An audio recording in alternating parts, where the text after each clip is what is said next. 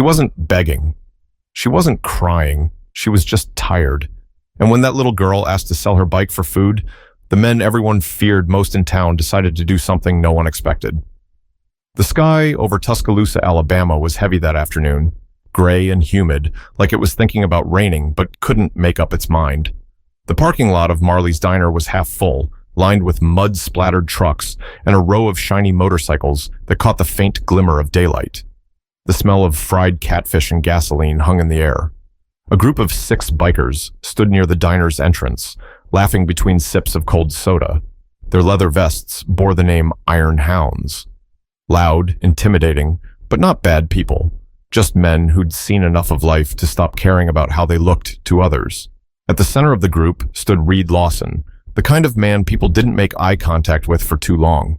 He was in his early 40s, tall and broad, with gray streaks in his beard and a scar cutting across his left eyebrow. A reminder of a fight no one dared to ask about. Reed was telling a story about a highway breakdown when something unusual caught his attention. Out of the corner of his eye, he noticed a small figure walking across the lot. Slow, hesitant, almost unsure she was allowed to be there. A little black girl, no older than 10, with messy braids and a faded pink shirt that had once been bright. She was pushing a small, scratched-up bicycle beside her, its chain rattling softly with each step. The bikers went quiet, one by one, until even Reed stopped talking. The girl stopped a few feet away from them, holding onto the handlebars like they were her only protection.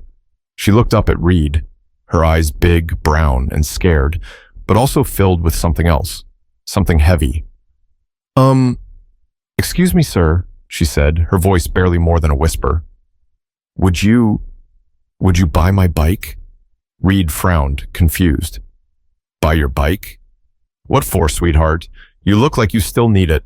The little girl swallowed hard and looked down at the ground. Mommy hasn't eaten in 2 days. The words hit the air like a brick. No one said anything. The sound of a motorcycle revving on the other side of the street felt far away now. Reed took a slow step forward, crouching down so he could see her face better. What's your name, kid? Alea, she said quietly. Alea Brooks. Well, Alea, Reed said gently, where's your mama now? She's at home, the girl replied. She told me not to leave, but I wanted to help. One of the bikers, a tall man with tattoos all down his arms named Duke, rubbed the back of his neck. Man, this ain't right, he muttered under his breath. Reed stood up straight, thinking. There was something about the girl. The dirt on her shoes, the way her voice trembled, the desperation behind her eyes, that made it impossible to ignore. He'd seen tough men break down over less. Reed looked around at his crew. Y'all got cash on you? A few of them nodded. One guy pulled out a crumpled 20. Another dug into his vest pocket. Reed reached for his wallet, but paused. Hold on, he said slowly. Buying that bike's not the point. If this kid's telling the truth, something's wrong at home. Real wrong. Alea's lip trembled, and she blinked fast, trying not to cry. Mommy said we'll be okay, but she lies when her tummy growls. I can hear it. Reed's throat tightened. He didn't even know this kid, but something in that moment felt personal. Like the universe had put her in his path for a reason. He knelt again. Alea, can you take us to your mama? She hesitated, clutching her bike tighter. You won't be mad at her? Reed shook his head. No, ma'am. We just want to make sure she's okay. The little girl studied him for a second like she was trying to decide if he was telling the truth. Then she gave a small nod. Okay, she said, but it's kind of far. I can show you. Reed turned to his men. Mount up, he said. We're going for a little ride. The bikers exchanged glances, curious, concerned, but ready. None of them knew what they were about to find, but one thing was clear. They weren't letting that little girl walk home alone. Alea climbed onto her bike, gripping the handlebars tight as the engines roared to life behind her. She started pedaling, the bikers rolling slowly behind her in a loose formation, following the small pink bike through the streets of Tuscaloosa. Something told Reed this ride was about to change everything, but he had no idea just how deep the pain behind that little girl's words really went. The engines growled low as the Iron Hounds rolled out of the diner's parking lot, following the little girl on her pink bike. The contrast was jarring. 6 loud motorcycles surrounding one small child pedaling down cracked asphalt. Reed stayed close behind her, his eyes fixed on the back of her head. Her braids bounced with every turn of the pedals, and her tiny backpack, torn at the seams, looked far too light for a kid who'd said her mama hadn't eaten in 2 days. The group moved slow, careful not to scare her. Locals stopped to stare. It wasn't every day you saw a convoy of bikers escorting a little girl through town. They passed the old water tower, the closed-down gas station, the church with the fading white cross. Tuscaloosa was the kind of place where people noticed everything, but didn't always say anything. Duke pulled up beside Reed at a red light. "Man, you sure about this?" he shouted over the rumble. "We don't even know what's going on." Reed didn't look over. "I ain't sure about anything, but you heard her." Duke sighed. "Yeah, I did." He glanced at the girl up ahead. "Kid's tougher than most grown folks I know." Aliyah turned around once just to make sure they were still there. When she saw they were, she smiled. Barely, but enough to make Reed's chest tighten. She led them across the bridge near the river, then down a quieter road lined with small houses and dying lawns. A few dogs barked as the bikes rolled by. Finally, she turned onto a narrow gravel path behind a grocery store. The bikers slowed down. Aliyah pointed. "It's over there." At the end of the path stood a rundown apartment building with peeling paint and boarded-up windows. Half the mailboxes were broken. The grass was gone, replaced by patches of dirt and trash. Reed killed his engine and got off his bike. "You live here, kid?" She nodded, setting her bike down. "Second floor, but we don't got power no more. Mama says it's okay, though. Candles smell nice."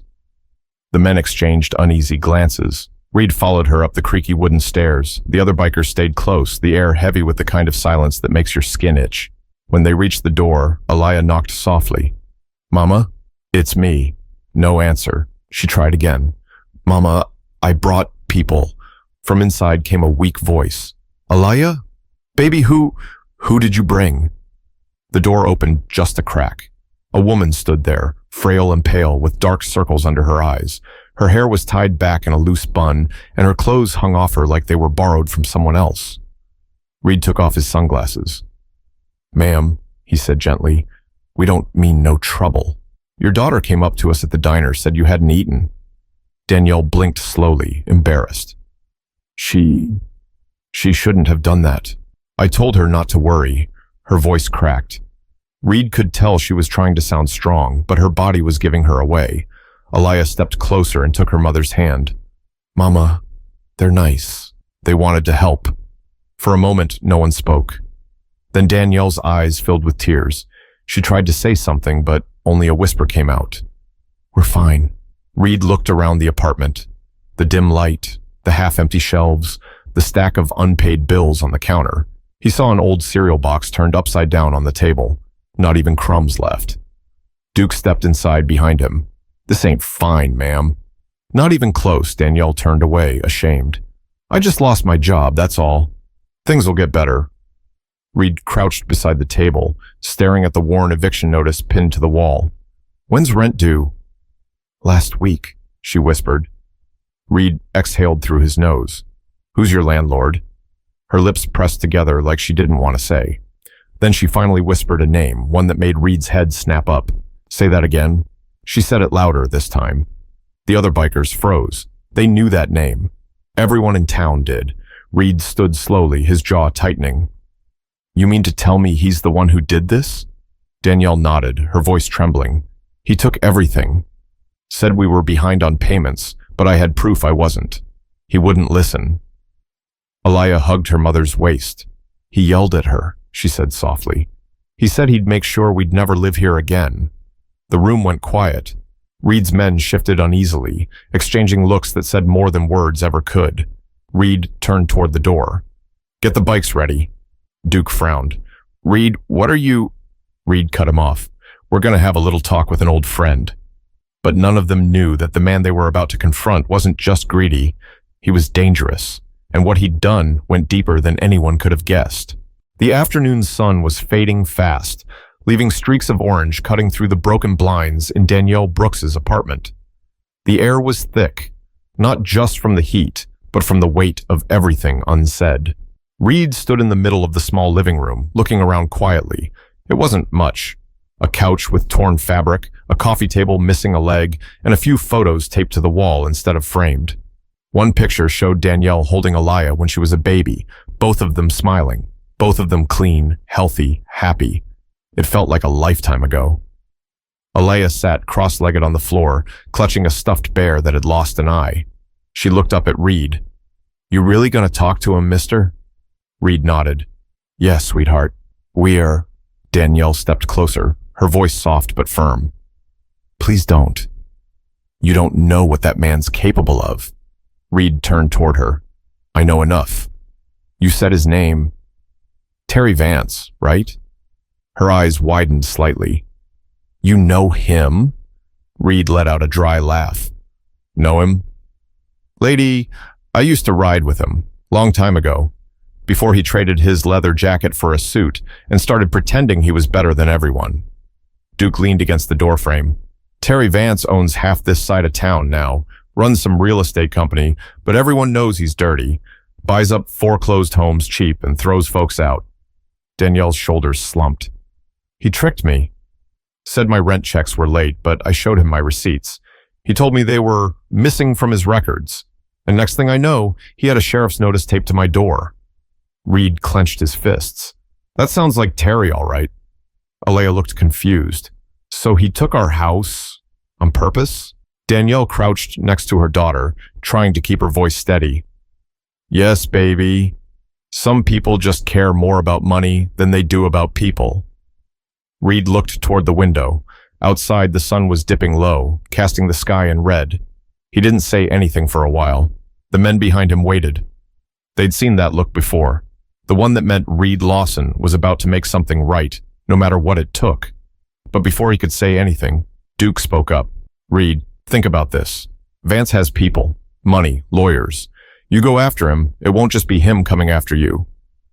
Reed turned around slowly. "I ain't going after him to fight, Duke. I just want to talk, find out why he did it." Duke muttered, "Yeah, sure. And I just want to win the lottery." Reed ignored him and crouched down in front of Alaya again. "You said your mama hasn't eaten, right?" She nodded shyly. Reed stood up and grabbed his wallet. "Duke, take the boys and go get some groceries. Real food, meat, fruit, milk, not just junk." Duke hesitated, then sighed. "Yeah, all right." He motioned for two others to follow him. When they left, the apartment felt quieter. Danielle looked at Reed. "You don't have to do this." Reed shrugged. "You're right. I don't. But I am." She leaned against the counter, exhausted. "You ever feel like the world just keeps taking from you, even when you got nothing left to give?" Reed thought for a second. "Yeah," he said finally. "But sometimes it gives you a second chance to fight back. Just not in the way you expect." Danielle looked at him like she wanted to believe that. "You sound like someone who's lost something too." Reed smirked faintly. "More than I'd care to count." The sound of the motorcycles outside faded into the distance. Reed stayed behind, helping Alaya fix the bent chain on her bike while her mother rested on the couch. "Did you ever have a little girl?" Alaya asked quietly. Reed paused. "Yeah," he said after a beat. "I did." "What happened to her?" He looked away, pretending to focus on the chain. "She got sick a long time ago. Didn't make it." Alaya blinked up at him. "Oh, I'm sorry," Reed forced a smile. "You remind me of her a little. Same brave look in your eyes?" Alaya smiled faintly. "Mama says brave people are just scared people who don't give up." Reed let out a breath. "Your mama's a smart woman." A few minutes later, Duke came back with bags of groceries, arms full, face serious. He set them on the counter. "Got enough food for a week. Maybe more." Danielle looked like she might cry again. "I don't know how to thank you." Reed waved it off. "Just eat. Get some strength back." As the men prepared to leave, Alaya tugged at Reed's vest. "You gonna help my mama get our house back?" Reed looked down at her and said quietly, "Yeah, sweetheart. We're gonna try." He turned toward the door, his voice low. "We'll be back tomorrow." The engine started up again outside. Alaya watched from the window as the bikers pulled away, the roar echoing down the street. She didn't know what they planned to do, only that, for the first time in a long time, someone cared. But what Reed didn't realize yet was that Terry Vance had built his empire on fear, and crossing him was about to drag them all into something much bigger than they imagined. Night fell hard over Tuscaloosa. The streets were quiet, except for the steady hum of traffic on the main road and the flicker of a neon sign from a liquor store across the street. Reed and his crew parked their bikes outside a dimly lit garage that doubled as their hangout, a place where problems got talked through and decisions got made.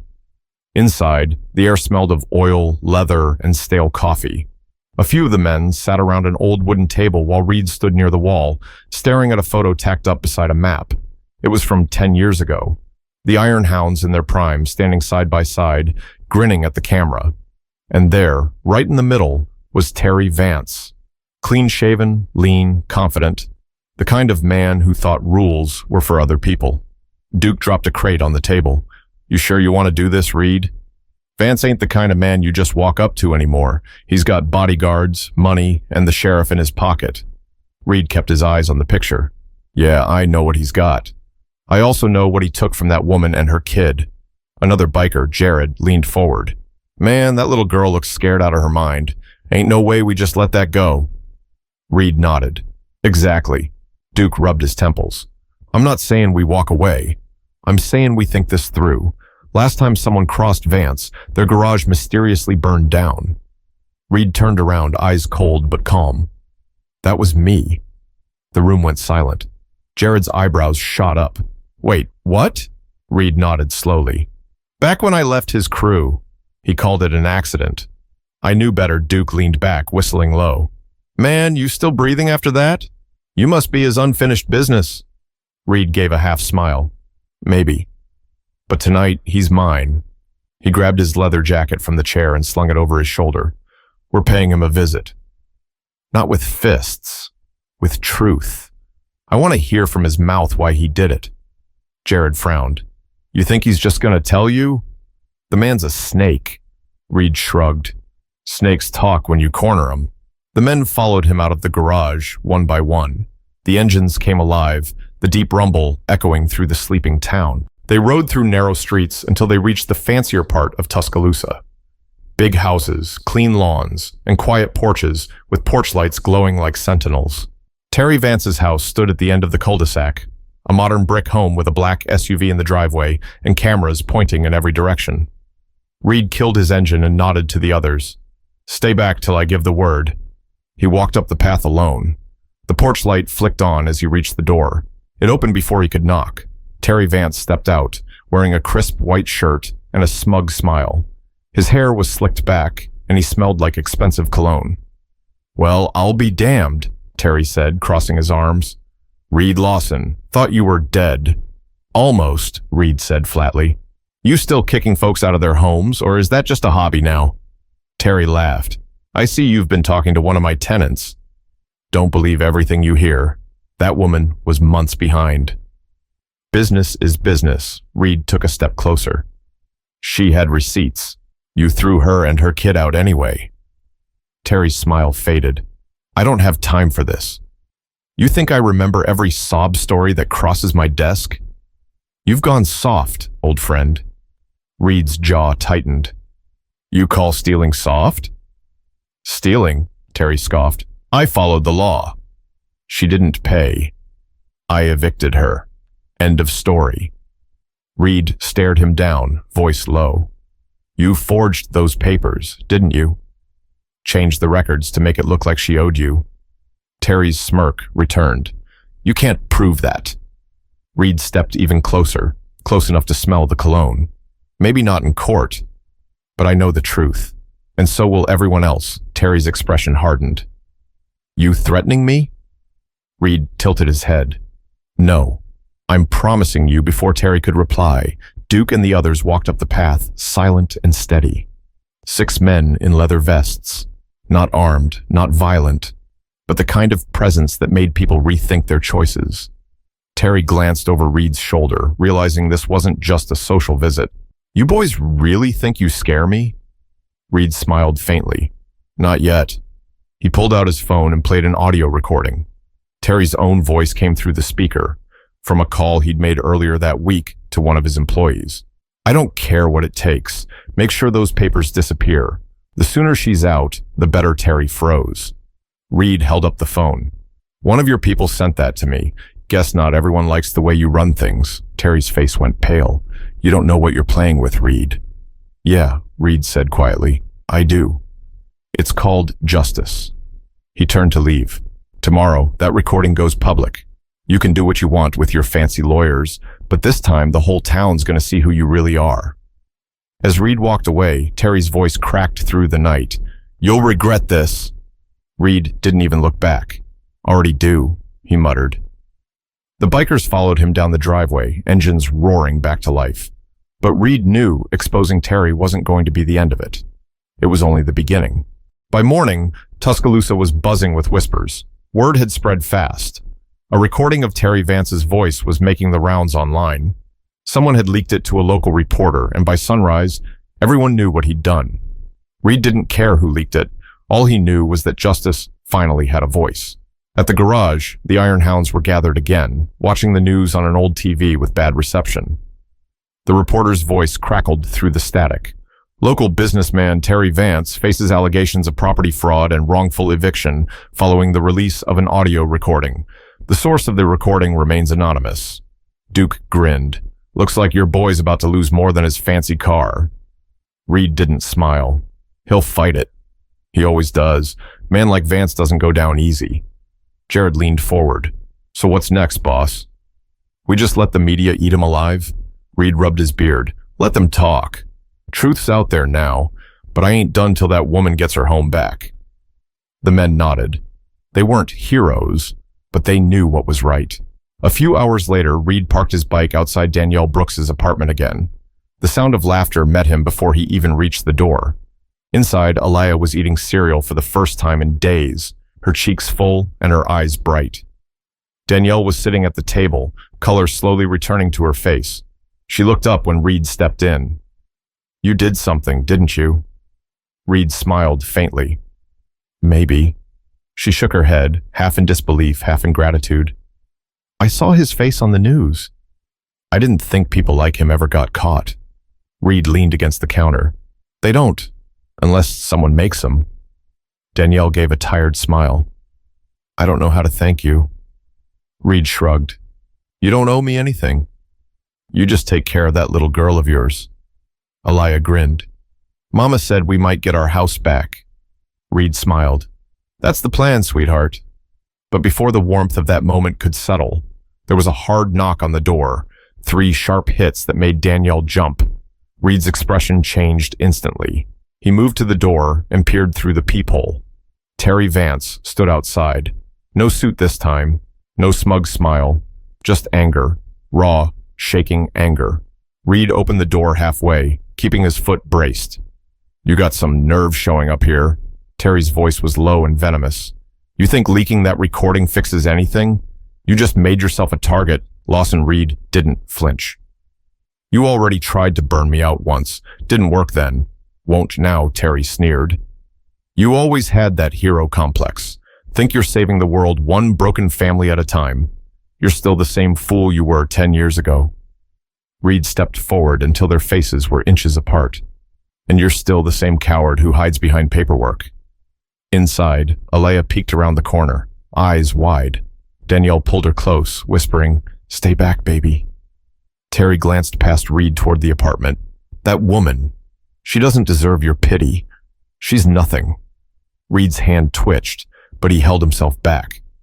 You ever talk about her like that again, and I'll make sure your fancy house looks like mine did after your little fire. Terry's smile returned, but it was brittle now. You just confessed to a threat. Reed stepped back, calm but firm. Call whoever you want. Just remember, everyone's watching you now. You ain't untouchable anymore. Terry's jaw worked as he tried to find words. Finally, he spat on the ground, turned, and stormed off toward his car. Reed closed the door quietly. For a moment, no one spoke. Then Danielle whispered, You shouldn't have done that. He's dangerous. Reed gave her a half smile. So am I. That night, the Iron Hounds rode together again.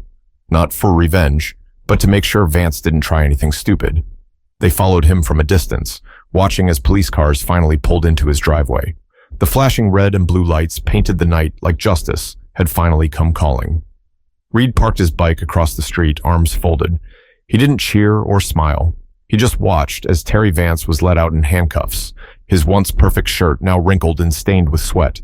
Duke whistled low. Didn't think I'd ever see that man fall. Reed nodded. He built his house on lies. Sooner or later, they all collapse. Jared looked at him. You think Danielle and the kid will be okay now? Reed exhaled slowly. They will be. And if not, we'll make sure they are. The men stood there for a while, silent, the night air cool against their skin. For the first time in a long time, Reed felt something close to peace. But deep down, he knew peace wasn't the end of this story. It was just a small break before the next lesson life had waiting. The next morning, sunlight spilled through the thin curtains of Danielle's apartment.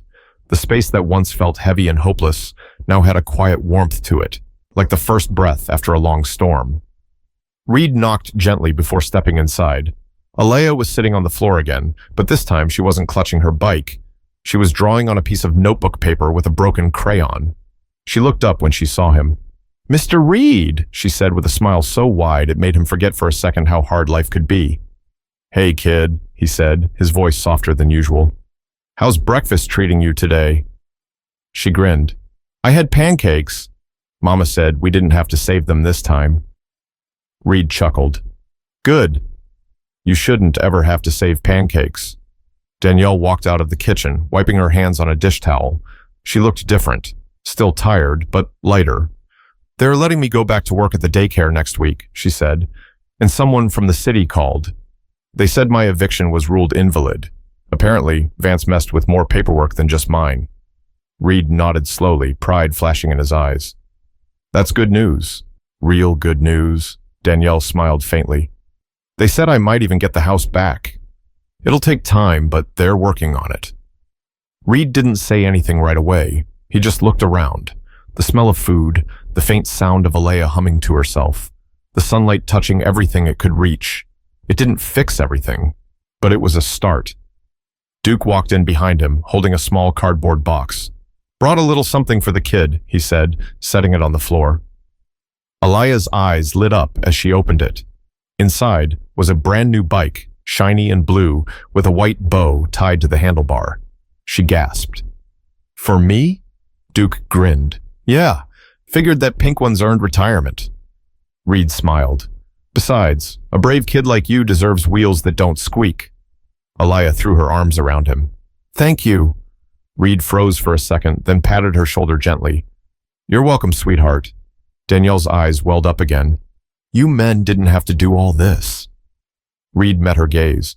"We didn't have to, but we wanted to.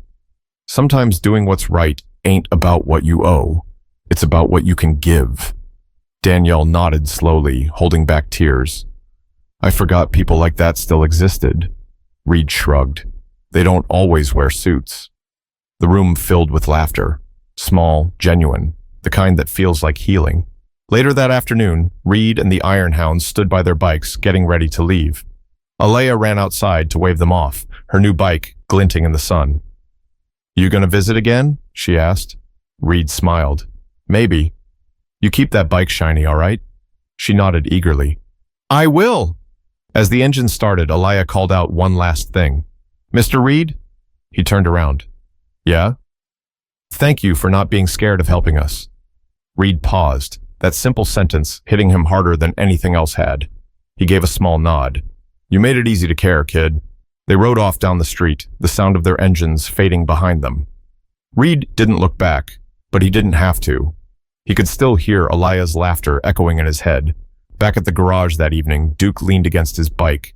"Never thought I'd see the day we'd play heroes," Reed smirked. "We ain't heroes, Duke." "We just did what people are supposed to do," Jared chuckled. "Still feels good though, don't it?" Reed looked out toward the horizon, the last bit of sunlight fading into the sky. "Yeah," he said quietly. "It does." He thought about Alea's words again. "Thank you for not being scared of helping us." That stuck with him, because maybe that was the whole point. People weren't supposed to wait for heroes. They were supposed to be the ones who stepped in when no one else would. But little did Reed know, Alea's story, and that single act of kindness, was about to ripple far beyond their small Alabama town, changing more lives than he'd ever imagined. 2 weeks passed. The nights were cooler now, and the days felt a little softer, as if life itself had decided to slow down for a while. Reed hadn't seen Alea or her mother since that morning they'd watched him and the crew ride away. He told himself he'd check in later, but part of him didn't want to intrude. People needed space to rebuild. Still, every time he rode past that street, he slowed down without meaning to. That afternoon, Reed was at the garage, fixing a carburetor when a small knock came from the open doorway. He turned and froze. There she was, Alea Brooks, standing in the sunlight, holding something behind her back. Her braids were tidier now, her cheeks full again. "Well, look who decided to visit," Reed said, setting down his wrench. "You ride that new bike over here?" She nodded proudly. "Mama said I could come by and say thank you again." Reed smiled. "You already said that, remember?" "I know," she said. "But Mama said when people change your life, you tell them twice, once with words and once with something special." He raised an eyebrow. "Something special, huh?" She pulled out what she'd been hiding, a crumpled piece of notebook paper. On it, in messy colored pencil, was a drawing. Reed and his crew standing beside their motorcycles, with Alea and her mother in front of their little apartment. Above it, in big, shaky letters, she'd written, "My heroes." Reed's throat went dry. He stared at the drawing for a moment, his tough exterior cracking just a little. "You made this?" She nodded. "Yeah, I wanted you to have it so you don't forget me." Reed crouched down to her level. "Sweetheart, I couldn't forget you if I tried." Alea smiled. "Mama says people like you make the world less scary." He looked away, blinking hard. "Your mama's got away with words." Just then, Duke walked in, wiping his hands on a rag. "Well, if it ain't the bravest kid in Alabama." Alea giggled. "Hi, Mr. Duke." Duke grinned. "You keeping that new bike clean?" "Uh-huh." "I even named it," Reed smiled. "Oh yeah? What's its name?" "Hope," she said proudly. "'Cause Mama said hope's what keeps you going when you think you can't." The garage went quiet for a second, the kind of silence that means everyone's feeling the same thing, but no one wants to say it out loud. Reed stood, folding the drawing carefully and tucking it into his vest pocket. "That's a good name, kid. You hold on to that." Alea looked around at the bikes gleaming under the fluorescent lights. "You guys help other people too?" Reed thought for a moment. "Sometimes, but maybe we should do it more." That simple question stuck to the air like glue. Duke glanced at Reed, then at Jared. "She's got a point. Ain't no rule saying we can't ride for something bigger than ourselves." Reed smiled faintly. "Maybe that's what we've been missing all along." Alea tilted her head. "What do you mean?" Reed knelt again, resting a hand on her shoulder. "Means sometimes life gives you a reason to do better. You were ours." Her eyes widened. "Me?" "Yeah," he said softly. "You reminded us that kindness ain't weakness. It's courage," she grinned. "Mama says courage is what makes you strong even when you're scared." Reed nodded. "She's right again." Danielle's old car pulled up outside and she stepped out, waving. "Alea!" Time to head home. Alea ran halfway to the door, then stopped and turned back. "Bye, Mr. Reed. Bye, Mr. Duke. Don't forget to ride safe." Reed chuckled. "You got it, kid." They watched her go. The little girl with the pink bike that once carried her hunger, now replaced by a blue one named Hope. As the sound of the car faded down the road, Duke broke the silence. "She's something else, huh?" Reed nodded slowly. "Yeah, reminds me there's still good left out there, even when the world tries to hide it." He walked over to his bike, swung a leg over, and started the engine. "Come on, boys, let's go for a ride. Maybe there's someone else out there who needs a little help getting their hope back." The others smiled, one by one, firing up their engines. The roar of the iron hounds filled the air again, not as a threat this time, but as a promise. They rode off together, not looking for trouble, not chasing glory, just following the road wherever it might lead, knowing that sometimes the smallest act of kindness can set off the biggest change, because of one brave little girl who refused to give up, because of Alea Brooks. Kindness doesn't have to be loud to be powerful. Sometimes, all it takes is one small voice, like Elia's, to remind us what it means to be human. If you see someone struggling today, don't look away. Be the reason they believe people still care.